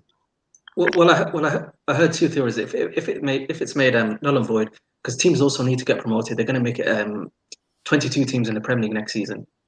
And the only thing that gives me a bit of hope is the fact that because they had a meeting, yesterday, noontime, and they sort of just went through it, what if scenarios, and they asked the different teams, would you like to award? Would you be concerned with Liverpool being awarded the title? And apparently, well, this is the news that came out. None of the teams really had an issue. Apparently, there was only two clubs that had a big issue. And only one of them came out, which was West Ham. I don't know why West Ham would really care that much, but they seem to have a big issue with it. Yeah, so that gives me a bit of hope. But this season, it's looking like it's done. And this is another issue. How can we reschedule it? People are saying let's make the Euros in December, but then people forget. Okay, then so you make the Euros in the middle of the season. You turn these games into August. What happens now when it comes to the World Cup? The World Cup is in Qatar. Right? In order for the World Cup to happen, it has to happen in December seasons because in the summers it's just too hot. It's not physically possible for players to play. So, I mean, essentially, how would a season flow if you make the Euros in January? That's my biggest problem because you make it bang in the middle. You've got all these games that need to be played right now, need to be rescheduled. How does everything work? It's wild, bro. It's wild, bro. It's wild. It's wild. It's wild. Hey, Tich. Yeah. Can you read the private chat? Okay, no, I'll read that. Let me just hit this super chat. So Dave Tampagon says, Corona taken quickly. I think he's referring to corner taken quickly there. Boxing guy, speak on it. Yeah. What do you think the fallout is going to be? I think even if the season gets null and voided, Liverpool deserve to be crowned champions because a 22-point gap, that is a huge gap. And for the whole season to just, be reset, that would be extremely harsh on Liverpool. But I think this virus not only affected football, and also I've heard that the entire NBA season has been cancelled also. So, yeah. What I think will happen is the Premier League games will be played on behind closed doors, and eventually the games have to be carried on and the season has to finish. But for other leagues, there is a high possibility that the seasons might be cancelled, like Serie A in League One. I've heard that the chief of League One and Serie A have all agreed for the leagues to be cancelled. I don't know about Spain, but in Serie A and League One, there's a high probability that their season might be cancelled. Yeah. Okay. Mohammed, speak on it. Yeah, look, man, no matter what they do, there's going to be a problem. There's going to be an issue. If they can't fully cancel the season, then who wins the league, who doesn't win the league? Because you guys are talking about Liverpool, they're 22 points ahead, but then you look at La Liga, Barca are only 2 points ahead. Juve are only 2 points ahead of Lazio. So Bundesliga, like Bayern, are only like 4 or 5 points ahead. So Premier League is the only one that's kind of done and dusted. The others aren't. But then like you have the teams that are getting relegated. If you only suspend it and then continue it, something that no one has spoken about, let's say the season is suspended until early April and then you go on. Well, then if the season's going on till August, you have the transfer window. How is that going to work? And then players' contracts, like are players' contracts going to be frozen from now till the season is restarted? Because basically teams are losing money and players on contract for when no football is being played. So indeed. And another thing is, the Euros can't be postponed to December, obviously, because that's going to mess up the next season too. Like you can't mess up next season. If it gets postponed, it has to be to next summer, the Euros and the Copa America. But then next summer you're supposed to have the Club World Cup as well. So sorry, not the Club World Cup, the other international tournament where like the winner of the World Cup and the winner of the Copa America and the Euros and all that. So the winner of each international tournament face each other. So how's that gonna work? Like each possible scenario, there's a lot of stuff that can go wrong. I don't think it's fair to just say like end the season right now and whoever is ahead wins, whoever's getting relegated goes down.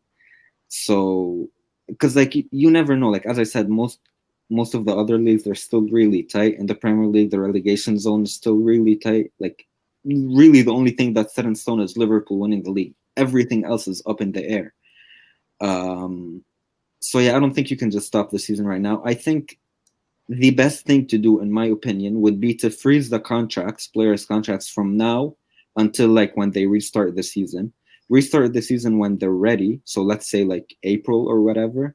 Cancel the next transfer window, and then go from there. Play international breaks as they're supposed to have the World Cup qualifications. Move the Euros and the Copa America till next summer, and then cancel the other international. I mean, but again, this is all assuming that we get out of the woods, because we don't know whether this will last a month, 2 months, 3 months, 5 months, 6 months. Yeah, but I think even when they continue the season, they should continue it behind closed doors. I don't think they should allow fans in. Have every single player tested, make sure that they don't have the disease, the virus, and then play behind closed doors.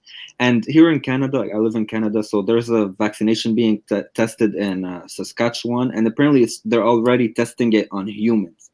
So I'm not 100% an expert, so I can't claim that I am, but apparently they're pretty close with that one. So like 6-7 months away. So who knows? I think they should continue with the season, like after the whole situation is handled, behind closed doors, move the Euros and the Copa to next summer, and then cancel this next transfer window and extend the players' contracts. I think that's the best thing to do. Okay. Let me change. Wait. Let me just read some super chats. So from Dave Tapkin says this also screws up the economy. The economy is fully screwed. It's fully, like, this is a global effort. Like, this is a global effort. I don't think there's anything that has been like this on this global scale since like a world war, which has affected the entire world, apart from Africa, obviously. Well, even Africa has been slightly affected as well. So Red Devil Studio, speak on him. What's going to happen, man? What the hell is going on, bro? Yeah, no, I mean, it's difficult to not really. I know we've obviously been talking about football, so, but it's difficult to not really, because I'm looking at this from like 3 different perspectives of the medicine, the finance, and also obviously the football as well. So I'm a doctor actually myself, so everyone's all freaking out about what's going on with coronavirus in the hospitals and stuff like that, and the measures that need to be taken. So if you just allow me, I just want to talk from 3 different perspectives to try and give people a bit of perspective on where we are. So one of the big issues obviously recently is that because of what's been happening in Italy, the UK in that respect is actually lagging somewhat behind Italy. So we're not actually in the peak incidence of coronavirus yet, actually. We're at least somewhat, I think, somewhere between 2 to 4 weeks behind that. So we're anticipating that we should be getting more cases of coronavirus within the next 2 to 4 weeks. So when the Premier League and like them are saying, well, thinking about reviewing things in April, that's an optimistic target. April is a very, very, very optimistic target, i.e. by next week, hopefully that case will go down. So it is something that we're looking at and we're seeing and making sure that, but we're preparing for the fact that we're going to be getting more cases because we are behind Italy in terms of the way the virus is spreading. So that's just the medical side. The other thing as well is the fact that because the virus is transmitted is closing down open spaces, because I know a lot of people are mentioning close down the stadiums, etc. Yeah, that can work to a certain extent, but the reality is that the virus is still going to spread in close contact. People are still using public transport, people are still going to shops, etc. The Tube, the London Underground is probably, if anything, the most notorious when it comes to transmitting the virus, because you've got so many people in such a dense area and millions of people using that service. Of course it's going to spread. So although closing the open stadiums will be a reasonable measure, it's not necessarily the most effective measure. So we shouldn't necessarily assume that the virus will just go down and not affect sports stars just because we've obviously closed stadiums. When it comes to the financial aspect of what's going on, I think that's a big thing. The previous guy meant to super chat. The economic impact of this is going to be something, because before even going to football, the reality is that people aren't going out, going to cafes, going to cinemas, etc. And so people are going to start losing their jobs. So there's potential that next weeks we are going to be heading towards a global recession in the next few months. And that will obviously have negative impacts on football. So even before we think about rescheduling things, if people don't even have money because people will be unemployed, we're not even going to get to that point, you know. So those two things I think are important, because those two things are real possibilities so that if those things do happen, then the reality is that these seasons, the Europa League, Champions League, are going to be null and void anyway. Full stop. They won't even going to be having this conversation, because, you know, it's going to be a very difficult time. It's going to be difficult for countries and economies to recover. Now that we're going to the football, and I say apologize for going on. No, keep going. This is some good knowledge, man. Keep going. When it comes to the football, as a lot of people I think have already mentioned, logistically, you know, keeping things as they are is going to be a logistical nightmare. So I think a couple have already mentioned, okay, pushing back the Euros. The Euros are going to be. I don't think the Euros are going to happen regardless, because I think June will be far too early for things way too early. To resolve way too early. The difficulty of pushing Euros back to 2021 is not only, obviously, someone's already mentioned, you've got the Club World Cup, you actually have the women's tournament as well, there's UEFA Nations League. Qualifiers as well. Qualifiers, and also not only just football, but knock on other sporting competitions around that time as well. So logistically arranging things for that is going to be quite difficult. So and even just for playing the games to the end of the season, when you think of how you're going to rearrange the current Premier League games, I can't see the Champions League and the Europa League continuing, if I'm perfectly honest, because as I think it was Stodge maybe, or NASA mentioned, the amount of countries, Italy is still trying to deal with it because it's really, really bad in Italy, you know, so very bad. You know, the amount of countries that are there that'll be involved, like by April, by May, you know, we're not going to have the CL is going to be resumed. So I would anticipate that the CL and the Europa League competitions will be null and void. What do I see the solution for the scenario? I don't have any idea, because there's still too many variables.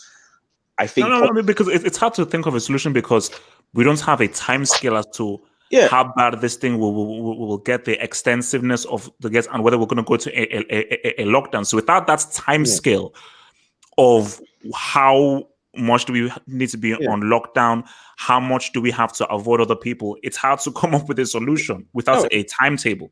Exactly. And that's why I think that, like, we need to be realistic to the fact that we all love football. That's what we're on this chat. We're listening to football, we love football and stuff like that, and it's great, stuff like that. But I think, and them to listening, we also need to be aware of the fact that, like, you know, there is a real chance that it's not going to be business as usual. You know, so yes, they've set a date of April. Yes, we're hoping that things resume. There's a very, very, very good chance, a highly probable chance, that it won't be business as usual, that things are going to have to change. Whatever happens, there are going to be long-term negative consequences that will affect many people around the world till the end of the year, possibly even to next year as well. So I think if we prepare for that mentally, when that happens, it won't be as bad. But what I don't want people to think is just think that, oh yeah, in 2 months' time or a month's time, things are just going to sort of get back to normal. You know, things are going to resume. We're going to have minimal. No. I think we're going to be seeing a lot of challenging circumstances. Not just there's going to be a knock-on effect. Yeah, it won't be gone, but it won't be gone. But won't it be less by the summer? The thing, it's more just the possibly, especially if a thing like SARS and stuff like that, that possibly, especially with what we're seeing in China and what have you, in South Korea, a lot of the cases in that region are getting less. I think the issue is just that so even if the medical reality of the situation comes down by the summer, the economic reality of the situation that's the key. And that is the key thing. So, you know, because, you know, I'm generally concerned that they're going to be that way. We are going to be going into recession, and then, you know, if people can't, if people are losing their jobs, how are you going to afford to go to football games? Yeah, and how are you also gonna afford to watch games? a key thing as well is that for England as well, remember Brexit. So that whole economic thing of trading with Europe and stuff, that's gone now. And the whole Brexit thing is, okay, let's now figure out how to now do this whole economic thing by ourselves. So if he now puts on a global a recession on top of that, exactly, that is why Boris didn't want to do this whole lockdown, because he knows that they're going to have to, that England have to struggle a bit economically based on the initial thing of Brexit, and eventually after a year they'll be fine. But if he now puts a recession on top of this stuff and say stop the businesses, it could cripple the economy. Yeah, so that's why Boris said, you know what, I am willing to allow all people to die because we want to save our flipping economy and ourselves. So yeah, man, I guess in conclusion, I think it's like, and I think everyone will probably agree when we're saying that it's going to be a question of like watching this space, you know. So like we still just do not know we don't know how long the obviously the virus will last. Although as I think Nas was saying that like hopefully it will be resolved by the summer. But the reality, as we've said, is that the long-term economic consequences of this are yet to be realized and will soon be realized. And on top of that, you just have the logistical nightmare of trying to arrange multiple tournaments, multiple matches, liaisoning with different sports as well. You know, it just seems like the easy solution, as difficult as it is, to just be like, just forget everything happened. As bad as that sounds, when you consider everything that's happened, the easy solution just seems to be just forget the whole thing happened. Possibly, I don't know. Okay, so before I come to Nipple, let me just hit the super chat. So on Dave Tapco, thank you for the super chat. Dave Tapco says that if FIFA 21 Ultimate Team doesn't have a Corona card to use against people with overpowered squads, I ain't buying. Bro, you can trust me, there are going to be so many Corona jokes, Corona things. There's probably going to be a coronavirus like team. There's going to be many Corona inspired things, but that's if we actually even get to actually release any video games in this kind of weather. So Nippon, speak on it, man. What do you think is going to happen? The fallout, man. Speak on the fallout, bro. I just think the Euros are going to be cancelled, and whatever games remaining will be played within the time period of when the Euros were meant to be played. I just think that's what's going to happen. So do you think that the season as a whole is just going to be done, or do you think that? No. Other question: do you think Liverpool should be awarded the trophy now, or do you think the season should just be cancelled? No, they deserve to be champions. I'm not. Look, that I don't know who that was who said I hate Liverpool. I don't really care. He was very selfish in what he said. No, I mean, like, admittedly, I'm not the biggest fan of Liverpool. Well, obviously, I'm a Chelsea fan, but it wouldn't be fair if we took the title away from Liverpool. It won't be fair. Okay. So you still think that Liverpool should be awarded the title? Yeah. And when people are saying, "Oh, we should rearrange the Euros," the last time a World Cup was cancelled, I believe it was in 19. Yeah, they didn't rearrange the World Cup. Yeah, they didn't rearrange the cancelled World Cup. Yeah, it was 1946. It was 1946. Yeah. They didn't cancel it. It went straight to 1950. The one which Uruguay, I think it was Uruguay, who lifted it. Yeah, they did. Yeah, I think you're right. Yeah. So yeah, I think the Euros will be cancelled. They will not be rearranged. And I think so will pre-season tournaments, and whatever was meant to happen during the meltdown will happen in the months which were meant to be for the Euros and for the pre-seasons. Okay. Real quick, I want to come back to Red Devil this, since you seem to be in this whole medical field and everything. So specifically back to the whole Premier League and everything. And what is your view from a medical point of view with regards to Boris's head immunization angle? Because again, this is how I understand it for a guy that knows nothing about medicine. So he's saying, all right, rather than closing things down, massive effects to the economy, we're just going to just allow people to have it, lose it, and then they'll get immune to it because it seems as if this mainly affects the older people. So in his mind is everyone's going to get it if eventually. Let's just allow the older people who have pre-existing conditions to get it, die off. Everyone else has it, gets immune to it, and that's the best way to deal with it without having to shut down schools, shut down businesses, and everything. So, how was what's your take on that whole tactic? So I think first and foremost, let me just sort of define herd immunity. So, because I think I've been reading a lot of stuff around, and a lot of people saying things are not really understanding what herd immunity is. So, use a sort of like basic example. So, I'm sure maybe people have been vaccinated, right? Against like a measles or mumps or some sort of thing. So, the idea, the concept of herd immunity is that viruses, predominantly viruses, but bacteria as well, have something called what we call an epidemiology, like an R0, which basically means that they have if you are infected by the virus, you can infect if you have an R0 of 5, you as an individual can infect 5 people, 10, you infect 10 people, 15, and so on. So the nature of herd immunity is that if in the case of vaccination, for example, if you were to vaccinate a certain proportion of the population, so let's say in the case of measles, we have to vaccinate 95% of the population.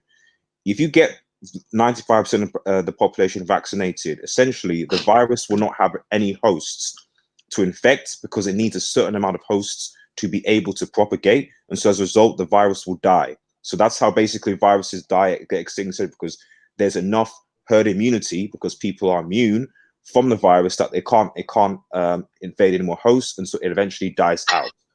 What Boris Johnson effectively saying is that if many people, because obviously we don't have a vaccine in this case, if we just expose everyone to the virus, okay, then if the whole population is exposed to the virus, there will be a point where obviously the virus will inevitably die out because there will not be any new hosts, as in vulnerable hosts, to infect, because people obviously would have got their immunity from the exposure to the virus.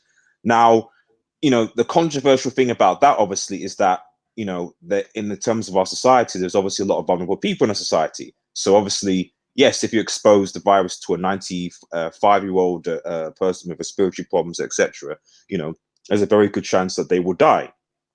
Whereas someone who's maybe young, middle-aged, etc., can also be exposed to the virus, but given the circumstances, what we know about virus, they will probably be fine. So it's a different one, because on the one hand, I kind of understand the logic. I don't think it was necessarily portrayed the best way, because Boris is a clown. I don't know what we voted for him, but he's a clown. So I do understand logic. It wasn't portrayed in the best way. And on the other hand, as I've said before, guys, is that closing open stadiums is fine, but I don't necessarily think that is going to somehow get rid of the virus, because as I've said, the virus is spread, but you need to be in close contact, in close spaces. So it's no good closing open environments when you have something like the London Underground Tube going on, because that is an easy vector for the virus to spread still. So the other thing as well, possibly, that you need to also to consider is that if you put people away in houses, and if you isolate people away, and then suddenly, and this is another thing that the medical doctors and scientists are thinking about when they're talking about this logic, is if everyone is put away in like a box in terms of the house and they're not away from everything, not being exposed, because we are every day, we're exposed to pathogens on a daily basis, etc. We don't think about it, we just are. If you now exclude people, and then suddenly a few weeks afterwards, then suddenly put people back altogether, you're essentially putting a lot of vulnerable people back into another situation, if that makes sense. So you could have a situation where, okay, yeah, people are isolated now, right, and they're away and they're fine. If there is still corona around, though, if you essentially flood people out in, let's say, 2 or 3 weeks' time, you're putting a lot of vulnerable people who don't have immunity into a situation. Suddenly, in 2 or 3 weeks' time, you could get a high amount of coronavirus cases. because suddenly you've now got tons of people that weren't exposed, now exposed because they're now out of lockdown. If that makes any sense. Oh yeah. As opposed to like a also, staggered. like, but very quickly, like, how much truth is there to this whole thing of like, hey, I've isolated for 14 days, I'm cool. How do you know that these 14 days is scientifically, technically accurate with regards to if you isolate for 14 days, then you're 100% fine? In what sense do you mean? If you actually are in, because right now, so basically, if the test is back, it's positive. You self-isolate for, I think it's a 14-day self-isolation period. Yeah. Is that a 100% fact that if you self-isolate for 14 days, you will no longer be able to affect anyone else? Well, I think the two things on that is it's yes and no. The problem, obviously, is that like in the first 5 days or up to a week, you're not actually displaying any symptoms. So there's a very good chance that you've already affected someone anyway, because you've obviously you've not had any symptoms. Yeah. So the virus has already sort of gone and spread to someone based on that. So, but yeah, there is. But obviously, when you then start to get the symptoms, you're because your immune system, your body starts kicking in, fighting things off, etc. For the people that are able to, and from the data so far, that's about 94%, because I think they've got about 21 deaths now. I think we're up to 21 deaths in the UK. Yeah, fortunately. I just have an important question to go on. Sorry, yeah. With the coronavirus. Hold on a second. I forgot what to ask. Karen, I'll come back with a question again. No worries. No, come on, Nats, the man. Be sharp, man. Be sharp, bro. Come on, bro. All yeah, right. doctor now. That's be anything, So, yeah. So once obviously you've been once you, for the remaining obviously 7 days, you isolate yourselves. By then, yes, the recovery period, you should be fine. You should not be shedding. You shouldn't be shedding any more virus, because. And this is going into sort of biology techniques. Technically speaking, the amount of you shed the most virus in the early stages. So by day 14, etc., like the amount of virus you're shedding is next to nothing, basically. The amount of time that you're the peak time, let's put it this way, that you'll be shedding virus in terms of the amount of virus that you're releasing, if you're coughing or sneezing, etc., would be probably between, say, day 5 to day 7. That in between period when you're just beginning to present with symptoms. That's when you start to sort of be to shed the most virus. Just as you're beginning to start to, when you're actually really unwell, or what you've got the common flu, that's actually you're not shedding as much virus as you are, because actually your body's actually trying to deal with the whole thing. If that makes any sense. So yeah. Nasser, do you have any questions? Anyone have any questions for me? Yeah, I remember this right now. I'm a brick. Sorry. This virus was discovered in 2013. I saw an article. 2013, this virus was known. Like, how did no one research this and actually find a vaccine, or actually try to avoid this virus from actually spreading? So there are a few things, and I'm not like a virologist, a microbiologist expert, So I'm just going by just the sort of the medical sort of knowledge I have.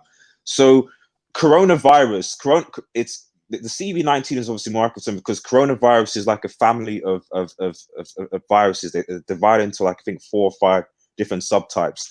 And for people, I know you mentioned, I think that's about people have mentioned about Spanish flu and swine flu, but actually I think one of the biggest numbers that if anyone remembers a thing called SARS. SARS was I know SARS. Exactly, Plon. So SARS was actually a type of coronavirus.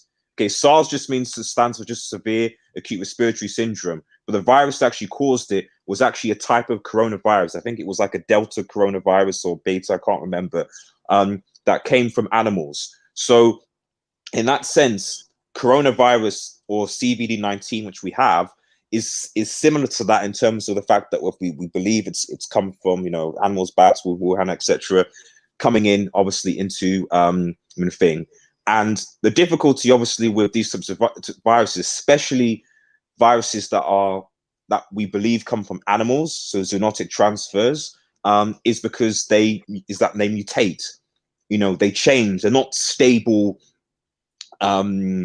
things. So because they're constantly changing, which is how they kind of were able to get from like an animal to human in the first place, it can be quite difficult to actually, provide regular treatments, regular vaccines for these things, because they're constantly kind of changing. So just even if we get a vaccine for it, it's like with annual flu, like the annual flu vaccines that we have. And bear in mind, I'll just say this out there: flu is still around. People are still, the one thing I want to shout to is that, like, people are still dying from flu, and people still been dying from flu. So that's just an important thing to mention. It's still there. And the nature of flu, similar to coronavirus, is that it mutates. So yes, we can have a vaccine for this current type of coronavirus, but that doesn't mean that it will be effective if a different variant of it were to come again, either next year or 2 years from now or 3 years from now, if that makes any sense. So actually, just to maybe we can just round this off with this, because this has been fully great, man. You've been tier one in explaining this to all of us, man. No problem. My thing about this is, where, in your view, because I think this is almost an impossible question to answer, but again, just from your point of view and from your expertise, where do you think this originated from? Now, I've heard crazy conspiracy theories, because I was speaking to my colleague, and he said that this was a biological weapon gone wrong in China. Some people have said it's bats. My mom sent me a picture of one weird looking creature I've never seen before in my life. So we've had all of these crazy things. So in your view, where do you think that something like this came from, and where it originated from? Because again, I think what everyone wants to know is that who can we blame, and who do we need to rush and beat up to blame for breaking this out? So the way I'm not an expert, I'm not a microbiologist or a virologist, so that's not my area of expertise, So, but I have done a bit of microbiology reading. So, and the way I sort of explain it, sort of this, is that, especially the nature of viruses, because viruses are very different to bacteria, and how they function, how they spread, etc., and how they mutate. And I think the easiest simplification is that I personally think, from what I've seen and read, that this did come from animals, but whether it's a bat or something, etc. And the main reason why is that, and this is not just with corona, but any sort of virus that often has caused human beings problems, is that when viruses are taken out of their, in quote, natural habitat, let's put it that way, and are then transferred into human beings, 95% of the time, it always causes problems. It always causes problems, because it's almost as if, like, this, the way you can almost is that, there are natural human viruses that we have, they're natural bacteria that we have that generally don't cause us problems unless you're immunocompromised. You have them, you'll be infected. So it's all dependent on the environments that the virus is in. Yes, exactly. So it's almost just thing like you're taking a virus out of its natural habitat, whatever animal thing that will be. They come into humans, and suddenly it just goes crazy. It just goes absolutely haywire. They mutate, they deform, they change, etc. And it's often bad news for human beings. And often that process, that zoonosis, is tied towards whether it's consumption and inhalation, etc. Don't know, because we're still not sure on how viruses just mutate and transform from one species to the next. It's still quite difficult science, to be honest, because not many things in nature do that. But all I can really say from like a not simple, but like a nutrient level, is that when you take something from its natural habitat and you put it into a foreign place, it just causes problems. And that's kind of how viruses are. So that's what I would probably say is the origin of it. I know that people are saying it's maybe biological, and yes, in theory, you could argue maybe it's possible to create those types of things, but nothing beats nature. And viruses are, I go back to flu. Like, I go back to flu all the time. Like, flu, influenza in particular, like, mutates annually, all the time. We don't have a long-term flu vaccine because it's mutating all the time. So if that's what flu's doing, then the likes of coronavirus, or the many other millions of viruses, because guys, they're millions of viruses out there. They're not just single, they're millions of viruses out there. So, if one goes, the other thing as well, and I'll just end with this. So sorry, I'm going on sometimes, is that it's also the nature of competition as well. So sometimes when you have a situation where We are sometimes so good at treating things, which is good, which is very, very good. We treat the flu, we treat things and stuff like that, and we do a very good job of protecting people so that we actually that those viruses or the bacteria die out. Much like the mafia, much like crime, when you take someone's territory, the viruses or bacteria that are not necessarily present find opportunities to go into that niche, if that makes any sense. It's almost like you're sort of saying, like, it's kind of mafia sort of analogy. You take down the Irish and then the Japanese come in, but they weren't a problem because the Irish were so big at that period of time. The Italians were there, etc. So it's the same thing with viruses, because there are so many out there, and we barely know half of them, not even half of them, even like a tenth of them. If in a way, because of how good modern medicine is and how good we are at treating these things, you're also allowing, or you're giving opportunity for viruses that weren't actually a problem because of the other viruses that were there to now become a problem because they don't have any competition.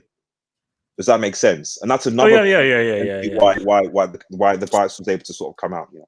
So basically, I mean, let me just end it with this right now, and I think this is the best way to end it. I think there needs to stop being this narrative, and it's a low-hanging fruit.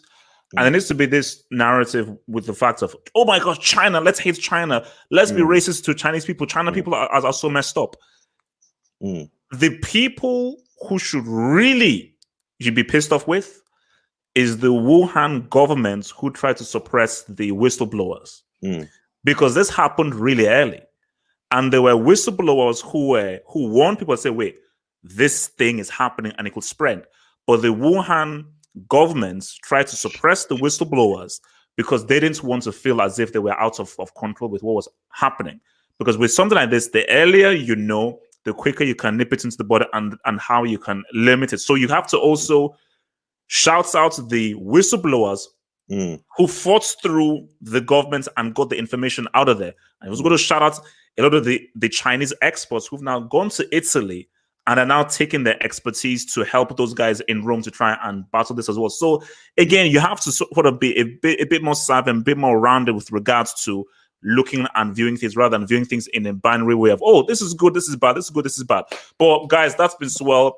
That's been good. I will see you guys obviously tomorrow with the members and everything. But Red Devil, man, thank you for that. That was amazing. I think everybody learned a lot from what you just said, man. So guys, peace out, stay true. I'll see you guys next week. Peace. Take care, everybody. Take care, all the best. See you next